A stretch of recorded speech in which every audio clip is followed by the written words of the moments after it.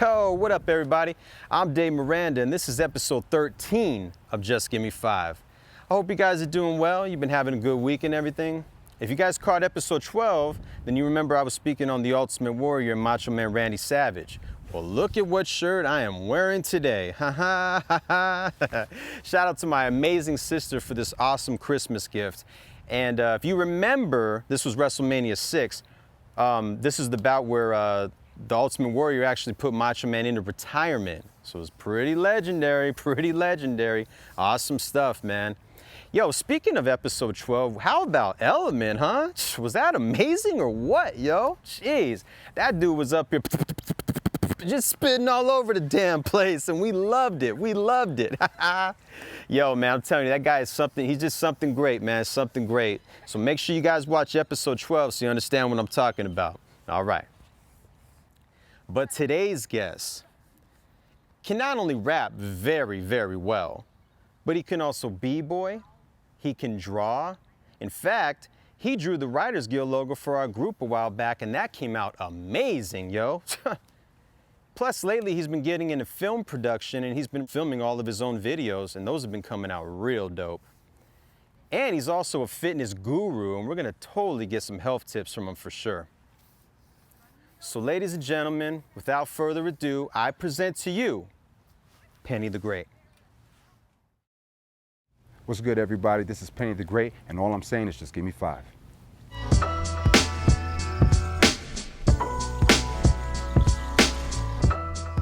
I think for me, it was a little bit different than most people. I was born in the Bronx, and my dad was a DJ before he had joined the military, and this was like the early 80s is my first memories of everything. So I never really heard a song or anything that got me into hip hop. It was kind of just what was happening outside of my building. And when you're a little kid, you take things like a sponge. So anything that was going on in your neighborhood, that's automatically kind of what you are at that time. You know what I'm saying? So it wasn't like any specific rap song or anything. The culture back then was different. It was more DJ based, you know what I'm saying? So you had like a lot of parties and a lot of different events that were going on. The DJ was the main person of hip hop back then, in a sense, you know what I'm saying? Before we actually, I guess, labeled it as hip hop, you know what I'm saying? The culture that became hip hop. So my pops, like I said, he was a DJ before he joined the military. And back then, if you was a DJ that was popular and you was able to spin at certain clubs, the labels will come out to those clubs and they will basically give the DJs certain records that weren't actually out yet, so that way they could see how the crowd reacted to them. And my pops actually tells me sometimes, he was like, yo, I wish I still knew those labels, you know, so I slide them your music too, you know what I'm saying, but that's a different time. But yeah, so like we basically would have music that sometimes the crowd, like the general public never heard. So I grew up at a young age, my first memories of music, it was basically what we know as right before hip hop kind of blew up as we know as with rap, in a sense. So that's kind of how I got into hip hop. Outside of my building, you know what I'm saying, or just in my neighborhood, all the kids were breakdancing. Our neighborhoods were surrounded by graffiti. The trains were surrounded by graffiti. You couldn't even see outside the window, so you would actually miss your stop if you didn't know where you were stopping at the time. So nowadays they make the trains out of a material that the paint drips off, so you can't spray paint on them no more. But back then you couldn't. The whole entire trains used to be covered in spray paint. So these are my first memories of life. So it wasn't like I heard a song or anything like that. I just basically woke up and you know, your first memory in life, it was hip hop, I guess. You know what I'm saying? So like I couldn't tell you when I learned how to b-boy. It's just something that I do, or it was just in me, you know what I'm saying? So yeah. As far as the rap part of it, around the time when Nas came out, Mobb Deep, Outkast, that era of music had a lot of like heavy lyrical content. And for someone with such a young mind back then, there were some words I didn't even know, and I would hear it in rap songs, you know what I'm saying? And it would make me look it up. So that intrigued me a lot, you know what I'm saying? And I'm into art, you know what I'm saying? I've been drawing graffiti, I've been drawing everything. I used to be heavy into comics, so that kind of taught me how to draw. So descriptive stuff like that kind of turned my ears up. And it made me want to rap and write rhymes too, and write rhymes where I could describe stuff that you can actually see, you know what I'm saying? So that's what got me into hip hop, you know what I'm saying? And then of course, back then, we used to drive around a lot, you know what I'm saying? And we just be, you know what I'm saying? You'd be smoking, you're saying, and then it gets you into freestyling while you're smoking, and that's how I think I built my craft, was just basically driving around burning. You know what I'm saying? I wish we had Instagram and all that stuff back then, because I'd have been killing shit, you know what I'm saying? But yeah, that's how I got into hip hop, man. For me, it was more of a culture thing versus hearing a song or whatever, you know what I'm saying? I don't know if I'm describing that correctly, but that's how I kind of got into who I am and who I am as a person, you know what I'm saying? It's just in my blood, I guess. You know what I mean?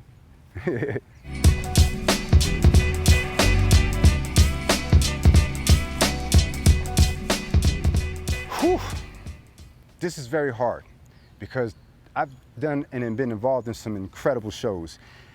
And in fact, my man Dave over here has been a part of a lot of these shows, so so it's kind of hard to pinpoint. And it's funny that some of my favorite shows are might be just at small spots or opening up for not the biggest artists, but I just felt like we had the most fun at some of these shows. You know what I'm saying? I remember one time we opened up for Dwale, and we was on stage, and I know there's a stigma about Arizona and about black people and beautiful black women. I remember being up on that stage and I saw an ocean of the most beautiful black women I ever seen in my life at that Dwale show, and it was incredible. And it was one of my favorite shows. And what was crazy, I think we did a show the next week after that, and we opened up for Slick Rick. Yeah. And the significance of that show was the next show after that was Nipsey Hussle, and there was a shootout there, and that was the last show that they had, was at the Clubhouse, right, in Tempe? Yes, that's correct. So that Dwale show was pretty great. I had a good time at that show. Another time, I don't even know if, we performed here, you know what I'm saying? But I remember in 2012 at South by Southwest, right? We had an incredible performance or whatever, but the great thing about that was right upstairs from the venue that we was performing, there was another venue upstairs, and it was Eric Sermon performing with Parrish Smith, and they were killing it, man. And I remember getting off stage, like, yo, we gotta go upstairs to see EPMD. And we went up there, and they killed it. It was incredible. And then we walked up on it, we met them, it was dope, you know what I'm saying?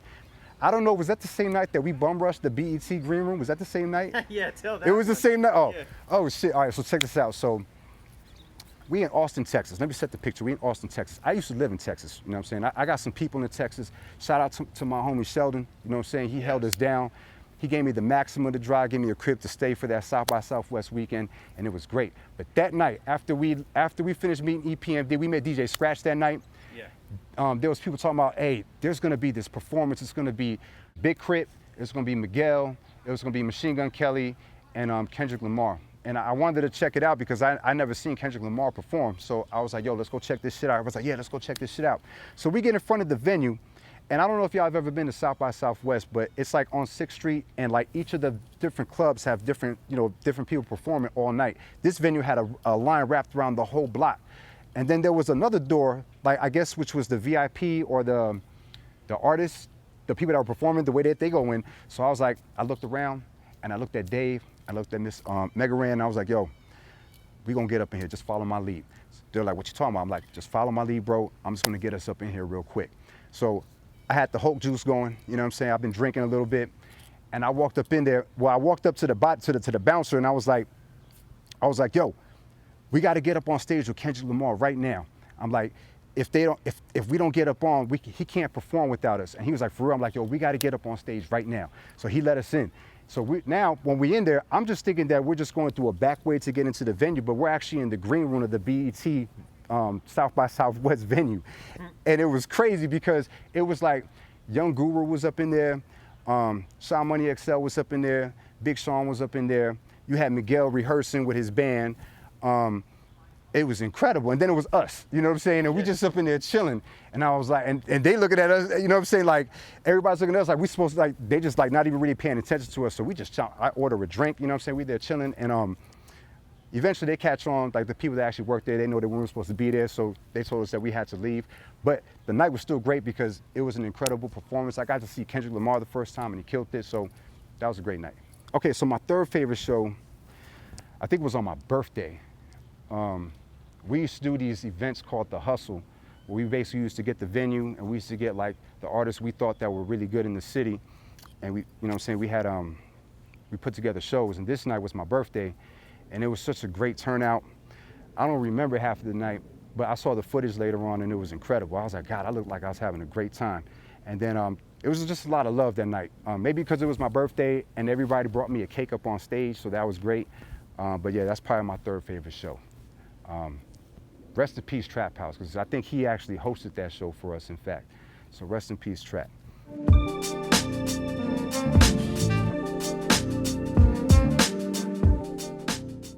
Yes, I was in Vegas when Tupac got shot.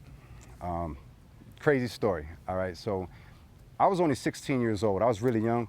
I just aged myself real quick, but yeah, I was only 16. And like I said, my dad was in the military, and he was stationed at this place called the National Training Center in Cali.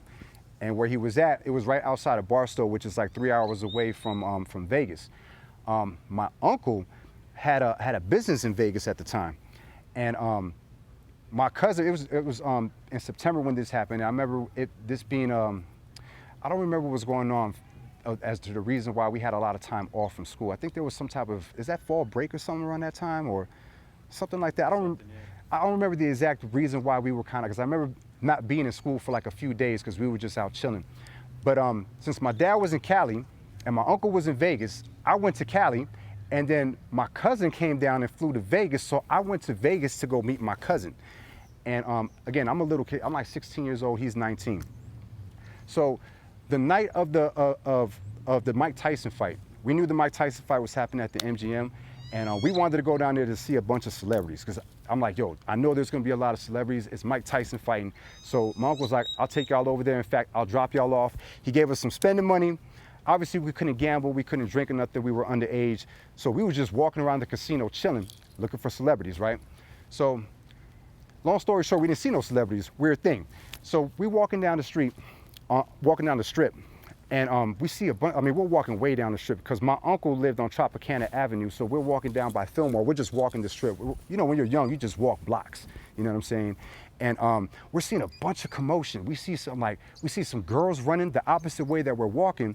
And, you know, we're being nosy. We're walking towards the drama now. You know what I'm saying? We're young kids. We're walking towards the drama. I'm like, we see a bunch of commotion. And then by the time we see what's going on, there's a Beamer that's in the middle of the street, and there's cops putting tape around this Beamer. You know what I'm saying? And I'm looking closely at it, and I can hear people saying, hey, somebody was just shooting at that Beamer. I could hear people saying this. And then I asked this guy, I'm like, yo, what happened? He was like, I think somebody was shooting at the, I'm like, damn. I'm like, wow. We tripping out. So like, I didn't pay no other attention to this. We basically, again, we're trying to see celebrities. You know, I'm 16, I'm trying to talk to every girl on the strip. That night, we take my cousin Eric to the airport. He hops in an airplane on a red eye. Next day, I'm watching the news and I'm seeing Tupac Shakur just got shot, and I'm looking where he got shot at, and they're saying, and I'm like, that's the Beamer that we saw. And I call my cousin, and he don't even know what's going on. He's like, what you talking about? I'm like, bro, watch the news and call me back. He watches the news, he calls me back.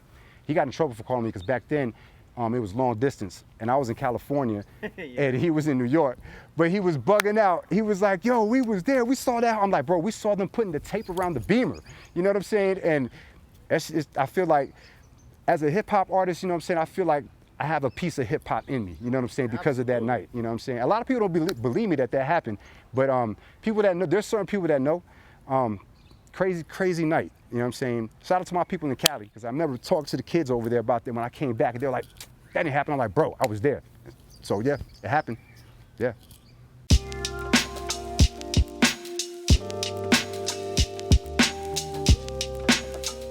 Always remember in life that your health is your wealth. The wealthiest you will ever be is the healthiest that you can ever be. Because if your brain is healthy, it'll make you function well in everything else in life. So always remember that. I was diagnosed as a diabetic when I was 22. I had no idea what was wrong with me at the time, and I was always sick. Once I found that out, I changed everything in my life. Everything that you put into your body is really what your body becomes. Taking steps, taking everything one step at a time is the way that you build. It's just like building a house. You build a foundation and you build up from there. And that's the way you got to think about your body. Always remember that Rome was not built in a day, and neither was your body. I got that from somebody else, but just keep that in mind. You know what I'm saying? Try to stay away from all the sugars if you can. I know everybody has a sugar craving. Try to stay away from eating late at night. That's one of the worst things we could do for our bodies, eating late at night. And this is all outside of exercise, outside of lifting weights, outside of anything else. Making sure that you eat well is the best thing you could do for yourself. Stay away from soda, stay away from processed foods, drink your water. Ladies, drink your water. Men, drink your water. It's very important. Soda will kill you. Don't drink no Coca-Cola, Pepsi, none of that stuff. That's probably the biggest health advice I can give, is just making sure what you put into your body is good. I'm not a vegan or a vegetarian, and I know there's a lot of benefits for that. There's also benefits of eating clean meat as well, you know what I'm saying? So just take care of yourself. You will age gracefully based on what you put into your body. Stay away from cigarettes. I smoke weed. I actually just stopped smoking blunts. I don't smoke blunts anymore, believe it or not. I don't. I smoke, you know, the raw cones. It's just making sure that you take the right steps to keep your health in the right direction. You know what I'm saying? Everybody's built different. Know your body. Learn your body as well as you can. I have a lot of like joint issues. I had a major surgery on my knee. I learned how to build around it. You know what I'm saying? I had to go to therapy. It's just something I think every human should commit to. You don't necessarily have to be a bodybuilder or some triathlon. But there's things you can do that can just give you a healthy life just by taking care of yourself correctly. You know what I'm saying? What I tell a lot of people with exercise is you always want to start slow. Don't think about lifting heavy weights. Think about making sure your form is correct. You know what I'm saying? Think about making sure you're able to do the reps correctly and then build from there to avoid injury. And the reason why I'm telling you this is because I've been injured and it was terrible. You know what I'm saying? So to avoid getting yourself hurt, make sure you have proper form whenever you're lifting weights. And you know, take care of what you put into your body. That's probably the best advice I can get. You know what I'm saying? Your health is your wealth.